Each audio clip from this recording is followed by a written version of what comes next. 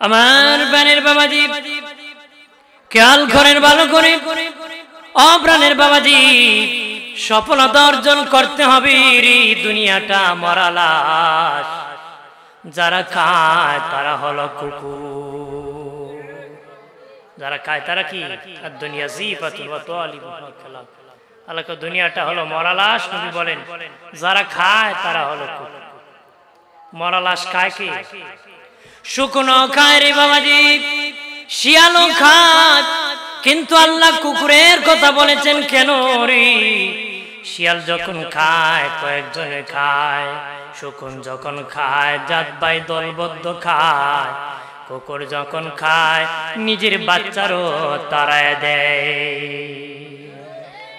নিজের বাচ্চা লেখো ভু ভু দেখি না, মানে একা খাইতো, একা কি? এই জন্য বাবাজি কুকুর যেমন একা খেতে চায়, দুনিয়াবি লোক একা দুনিয়াটা বুক করতে চায়। নবী বলেন বাবা সাহাবীরা চলো রে, তোদেরকে আমি দুনিয়া দেখাবো, চলো দুনিয়া দেখাবো। নবী যেতে যেতে মরুবন্তরে গিয়েছেন, বিশাল একটা ময়লা স্তূপ জেগে আছে, ময়লা স্তূপ আবর্জনা আছে। নবী বলেন সাহাবীরা এটার নাম দুনিয়া। এটার নাম কি? সাহাবীদেরকে নবী বললেন রে বাবা সাহাবীরা, এই ময়লা কি তোমরা কিনে নিবা নাকি? তারা কো নবীজি মাগনা দিল আমরা নিব না, মাগনা দিল নিব না। কারণ কেন নিবা না? এই ময়লা তোমার কাছে দাম নাই। ময়লা কি? গলা মোটা হয় কেন বক্সে? একটু এই খুদাবা একটু চিকন করো, একটু মোটা হয় বেশি। চিকন বলতে সহজ করো, এজন কেমন কেমন লাগে, অসহজ একটু ফ্রি মানে স্বাভাবিক করো। হাজিরিন, নবী বললেন কিনে নিবা? তারা কম মাগনা দিল নিব না। মাগনা দিল কি নিব না। দুনিয়াবি ময়লার যেমন আল্লাহর কাছে কোনো দাম নাই, আল্লাহর কাছে কোনো মূল্য নাই, ঠিক তেমনি ভাবে তোমার কাছে ময়লার যেমন মূল্য নাই, দুনিয়ার আল্লাহর কাছে মূল্য নাই। দুনিয়ার কি আল্লাহর কাছে মূল্য নাই। আপনি মরা কুকুর যদি, মরা গরু যদি হাওরে ফেলে দেন, আপনি লাঠি নিয়ে বসে থাকবেন নাকি? কার কুকুর খায়? বন্ধুর কুকুর না শত্রুর কুকুর?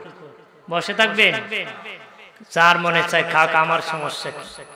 কারণ এই গরু আমার কাছে কোনো দাম থাকলে বেটা লাঠি নিয়ে খারিত, মূল্য নাই বলে যার কুকুর মনে চায় সে খাক, আমার কোনো সমস্যা। বাইরে আমার খেয়াল করেন ভালো করে, আমার মরা গরু যেমন কার কুকুর খাবি এটা আমার বাধা নাই, এটা আমার কোন পাহারাদার নাই, যার মনে চায় সে কাক, মূল্য নাই। এই বলে বাবা দুনিয়াটা আল্লাহর কাছে কোনো মূল্য নাই। কার কে খেলো? বেঈমান খেলো না ভালো খাইলো, কাফির খাইলো না মুসলমান খাইলো, আল্লাহরে গালি দিয়ে খাইলো না দিলে খাইলো, ডাকিয়া খাইলো না ডাকিয়া খাইলো। যে গালি দেয় তার জমিতে বৃষ্টি হয়, যে গালি দেয় না তার জমিতে বৃষ্টি হয়, যে আল্লাহরে ডাকে তার জমিতে দান হয়, যে ডাকে না তার জমিতে হয়। কারণ দুনিয়ার কোনো মূল্য আল্লাহর কাছে ভাই আমার খেয়াল করেন ভালো করিয়া বাবা, দুনিয়া দুনিয়া বলে ঘুরায়ও না।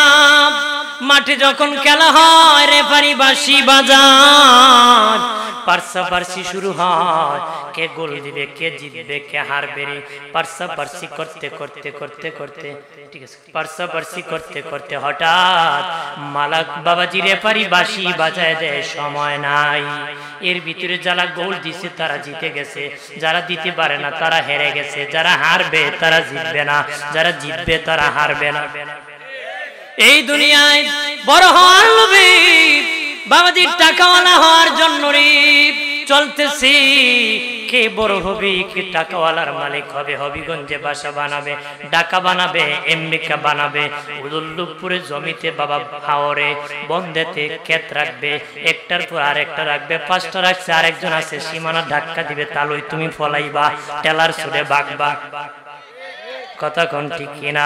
ওই পার্সি করতে করতে হঠাৎ মালাকুল মউত নামক রেফারি বাঁশি বাজায় দিবে, সময় নাই। এর ভিতরে যারা ঈমান নিয়ে মারা যাবে বেঈমান হবে না, বেঈমান হয়ে যারা মারা যাবে ঈমানদার হবে না। যারা আমল নিয়ে মারা যাবে বেআমলদার হবে না, যারা বেআমলদার হয়ে মারা যাবে তারা আর কোনোদিন আমলদার হবে না। ঈমান আমল কখন মজবুত করতে হবে, কখন মরি জানি না, এই জন্য এখনই করতে হবে। কান্না করতে হবে, তওবা করতে হবে, মাপ চাইতে হবে রে, জীবনটা গুছাতে হবে। দুনিয়া বলে বলে ঘেরাও করিও না।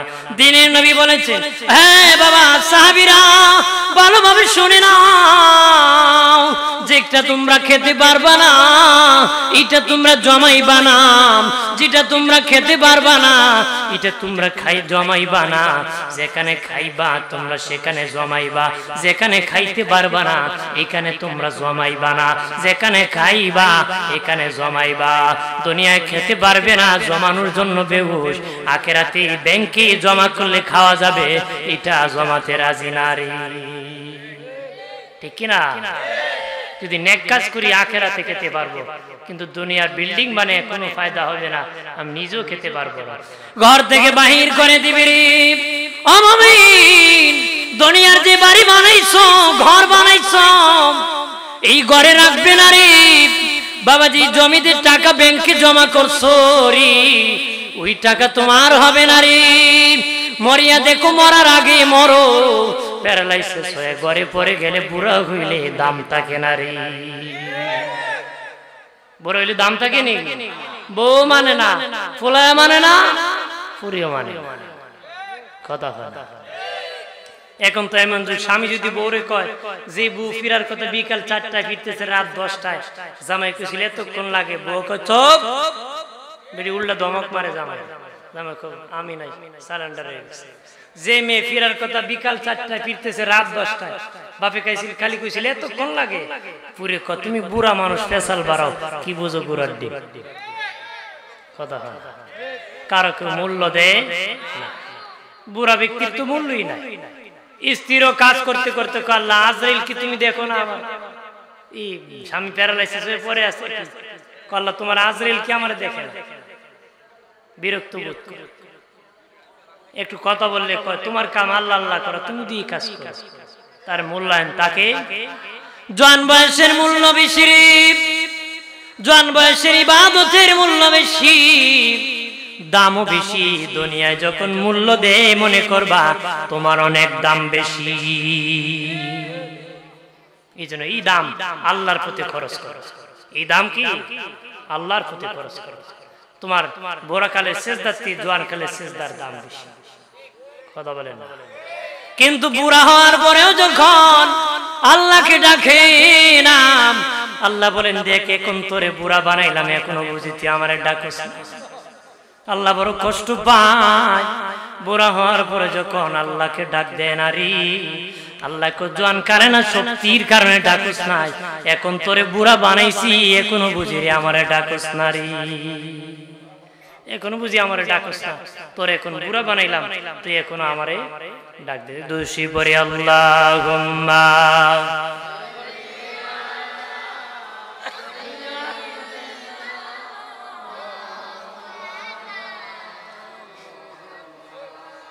ওয়া আলা আলি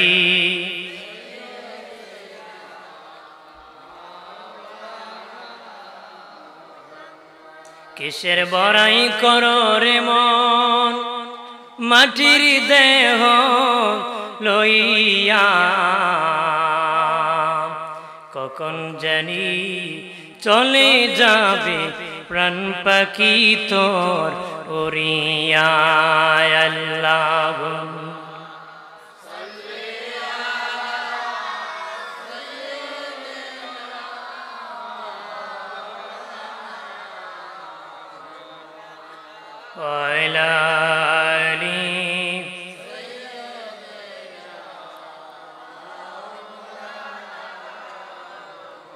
আমার প্রাণের দুস্থ বুজুর্গরা দয়াল নবীজি বলেন, রে আমার উম্মতেরা যেটা তোমরা খেতে পারবা না সেটা তোমরা জমাইবা না, যেখানে খেতে পারবা না এখানে জমাবা না। যেখানে খাইবা সেখানে তোমরা জমাইবা। এরপরে নবী বলেন যেখানে তোমরা থাকবা না সেখানে তোমরা বাসা বাড়ি বানাবা না, যেখানে থাকবা সেখানে তোমরা বাসা বাড়ি বানাবা, যেখানে থাকবা না সেখানে বাসা বাড়ি বানাবা না, যেখানে থাকবা সেখানে তোমরা বাসা বাড়ি বানাবা। বিল্ডিং এর অভাব নাই, থাকবা না, কবরে থাকবা কিন্তু সামানা নাই। কবরের সামানা কি নাই, কিন্তু দুনিয়ার বাড়ি থাকার অভাব নাই, ঘর নাই। ঘরের অভাব আছে নাকি? জোরে কা ভাইরা আমার খেয়াল করেন, আল্লাহর নবীর সাহাবী আবু যার গিফারি রাদিয়াল্লাহু তাআলা আনহু দিনের কালেমা পড়ে মুসলিম হয়ে গিয়েছেন। 3 মাস পরে নবীর কাছে আসিয়া বলে, নবীজি গো, 3 মাস আগে কালেমা পড়ে আমি মুসলিম হয়ে গেছি। জমজম কূপ সম্পর্কে আমি আপনার কাছে জানতে চাই, জমজম কূপ সম্পর্কে। নবী বলেন, কেন রে বাবা আবু যার জমজম সম্পর্কে জানতে চাও? কয়, নবীজি 3 মাস হয়ে গেল কালেমা পড়ে মুসলিম হয়ে গিয়েছি, বাবা মা বেঈমান, বাড়ি যাই নাই, আমি বাড়ি যাই নাই, পকেটে টাকা পয়সা ছিল না, গুস্ত রুটি কিনে খাবো। 3 দিন ধরে 3 মাস ধরে আমি জমজমের পানি খেয়ে আছি। কয় মাস ধরে? 3 মাস। দয়াল নবীজি, আমি 3 মাস ধরে জমজমের পানি খেয়ে আছি গো, জমজম কূপ সম্পর্কে জানতে চাই। নবী বলেন, বাবা আবু যার, জমজমের পানি 3 মাস না, আরো অনেক দিন খেতে পারো, স্বাস্থ্য দুর্বল হবে না।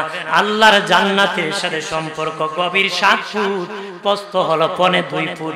ইটালির ডাবল মেশিন দিয়া সৌদির বাদশা রাত দিন 24 ঘন্টা পানি উঠাইতেছে, কুয়ার পানি 1 ইঞ্চি কমে না রে। কেমন বরকতি কুয়া, সুবহানাল্লাহ বলি। ওই আবু যার গিফারি নবীর এত বড় আশিক, নিজে জীবনে থাকার জন্য একটা ঘর বানাইতে পারে নাই, নিজে থাকার জন্য রে একটা ঘর বানাইতে পারে নাই, দিনের প্রতি এত সময় ব্যয় করেছে, ঘর বানানোর সময় পায় নাই। ঘর বানানোর কি সময় পায় নাই? নবীর প্রতি, দিনের প্রতি এত মেহনত করেছে, একটা ঘর বানাবে এই সময় পায় নাই। আমাদের মসজিদে নামাজ পড়তে সময় নাই, বেটার ক্ষেতের আইল কাটতে সময় আছে কতক্ষণ, আর কাটের সময় লিমটি এমন ভাবে কাঁচা মারে, বাবা ফিসিতে গদির 4-5 মণ ঘুষ আছে দেখাই দেয় কতক্ষণ, আডার কয় মার করতে নি আছে কিনা? যতক্ষণ কাজ করবেন কবিরা কবিরা গুনাহ লেখা, কারণ আটুর উপর কাপড় তোলা কি গুনাহ? কবিরা গুনাহ। একটা কবিরায় 7000 বছর আগুন, আগুনে জাহান্নামে থাকতে হবে। নাউজুবিল্লাহ বলি। আমার বানের বাবাজি খেয়াল করেন, আবু যার গিফারি জীবনে একটা ঘর বানাইতে পারে নাই। এই রকম সাহাবীরা আবু বকর সিদ্দিক রাদিয়াল্লাহু তাআলা আনহু মক্কার বাড়িঘর বিক্রি করে মদিনার বাড়ি পল্লীতে ঘর নির্মাণ করছে। কেন? সুবিধার্থে নবীর খেদমত করবে, নবীর পেছনে নামাজ পড়বে। সাহাবীরা দেশ থেকে দেশান্তর হয়ে গেছে, মক্কা থেকে মদিনায় নিজের বাড়িঘর ছেড়েছে, আত্মীয় ছেড়ে দিয়েছে, নবীর পেছনে তারা মদিনায় চলে গেছে, ধন সম্পদ ছেড়ে দিয়েছে। কথা বলেন ঠিক কিনা? আমরা হলাম ওই নবীর উম্মত। ও বাবাজি, দয়াল নবীজি যদি বলতেন, আল্লাহ ও মালিক আমার ঘর একটা স্বর্ণ দিয়ে বানায় দাও, আল্লাহ বানায় দিতে দেরি করতেন না। 7 জমিনের মাটি নবীর জন্য স্বর্ণ বানাতে আল্লাহ দেরি করতেন না। কিন্তু নবীজি খেজুর পাতার চাটাই দিয়ে নবীজি ঘর বানাতেন, শক্ত চাটার মধ্যে নবীজি ঘুমাতেন। আম্মা জান আয়েশা বলেন, নবীজি একদিন ঘুম থেকে উঠে চোখের পানি ছেড়ে কান্না করতেছেন। নবীজি মা আয়েশা বলেন, দেখলাম দেহের মধ্যে দাগ বসে গেছে, অর্থাৎ খেজুর পাতার চাটার দাগ পড়ে গেছে, নিজে খেজুর পাতা দিয়ে ঘুমাইছি, অর্থাৎ ছাটি বিছায়া, যেটা আমরা ছাটাই বলি, খেজুর পাতার ছাটি বিছায়া দয়াল নবী ঘুমাইছে, আর পিঠ মুবারকে দাগ পড়ে গেছে নবীজিকে। আম্মা জান আয়েশা বলে, নবীজি আমি একটা তুষকের ব্যবস্থা করে আপনি ঘুমানোর জন্য, মনে হয় ব্যথা হয়েছে ঘুমাইতে, এই জন্য কান্না করেন। নবী বলেন না, আমি আমার উম্মতের জন্য কান্না করতেছি। দাগ পড়েছে এই জন্য না, ঘুমাতে কষ্ট হয় এই জন্য না, আমি উম্মতের জন্য কান্না করতেছি। আল্লাহু আকবার বলেন আরো জোরে। উম্মত কান্দে, ও বিল্ডিংটা বানাইতে পারছে না। কথা হয় না, কথা হয়। বেটা মরার আগে আমার একটা দুঃখী থাকবো রে, আমি জায়গাটা দখল করতে পারলাম না, বুঝে যায় ওর বাড়ি যাই মরার পরে। হ্যাঁ, ভয় করতে পারছিল আল্লাহ রে, মরার পরে নাকি এর দুঃখ থাকবো, জায়গা দখল করতে পারছে না, বিল্ডিং বানাইতে পারছে না, দুঃখ মিটাইবো ফিরিস্তা। তবে আমরাও দুঃখ আছে, তোমার দুনতা।